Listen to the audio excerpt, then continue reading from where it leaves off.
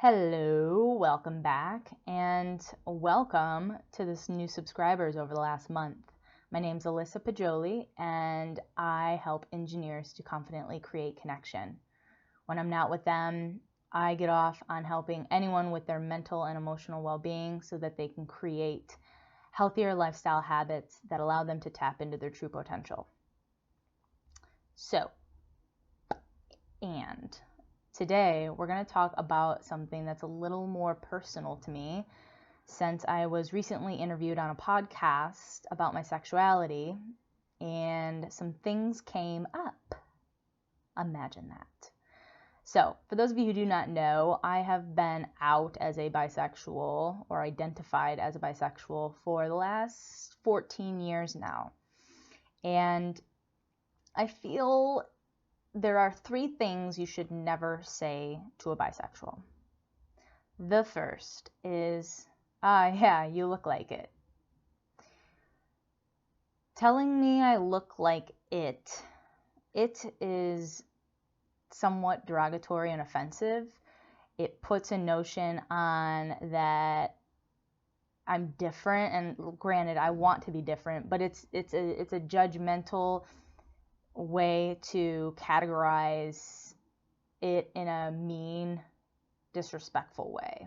So whenever someone says to you that they're identifying as someone, try to avoid saying, oh yeah, you look like it.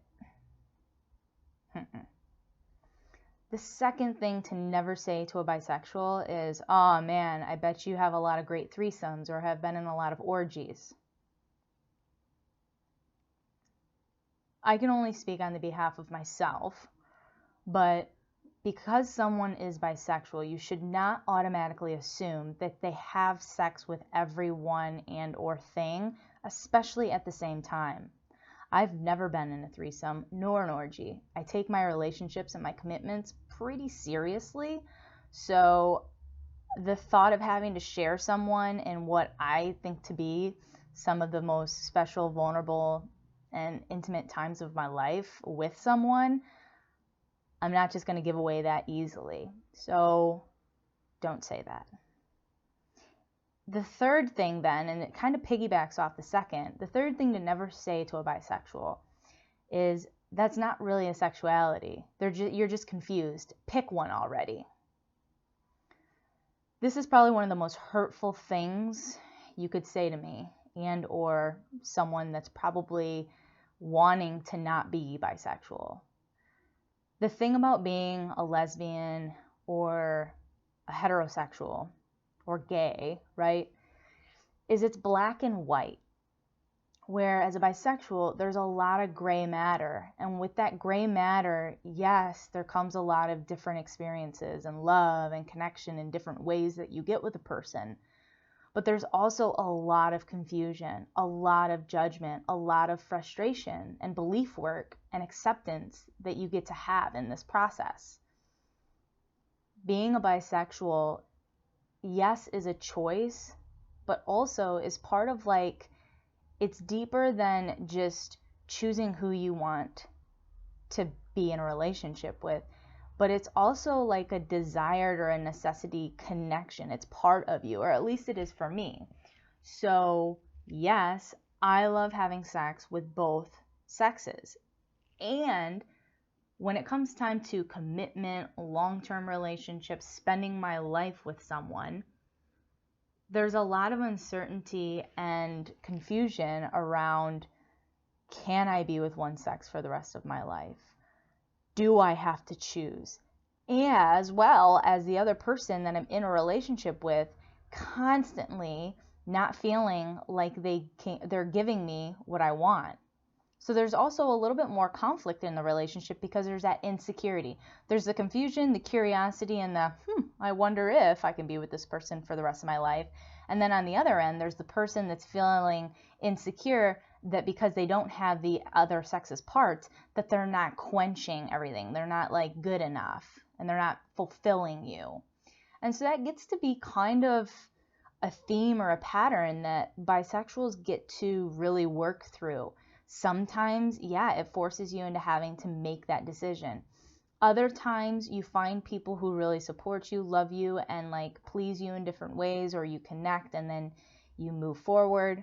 For me, like the thought of being in an open relationship is not something I was raised to like think is normal. But the older I get, the more I consider it.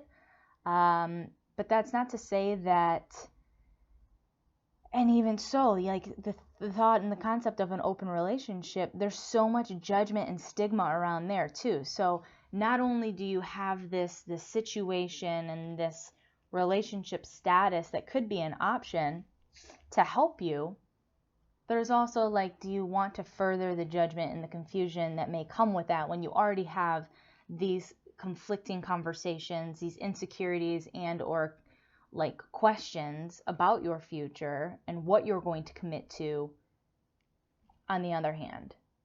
And so my intention for making this video is to, for any person in the LGBTQ community, like when you are speaking to them or someone is talking about it or they come out to you, be respectful and intentional and don't make like douchebag derogatory comments back in retaliation.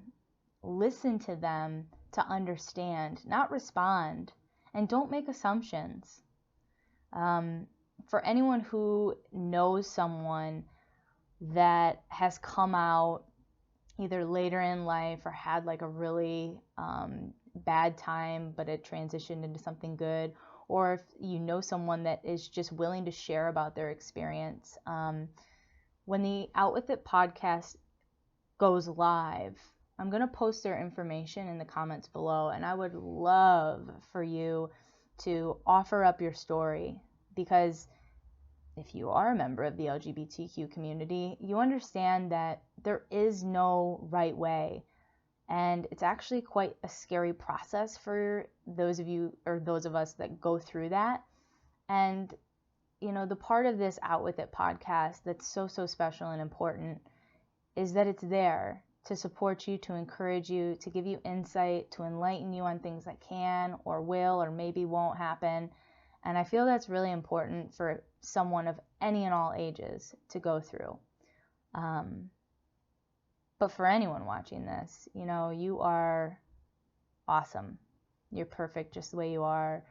You're loved, you're lovable, and you probably have some really badass love to give someone. So if you are stuck or not providing that or not willing to give that away, why not? Open up, baby.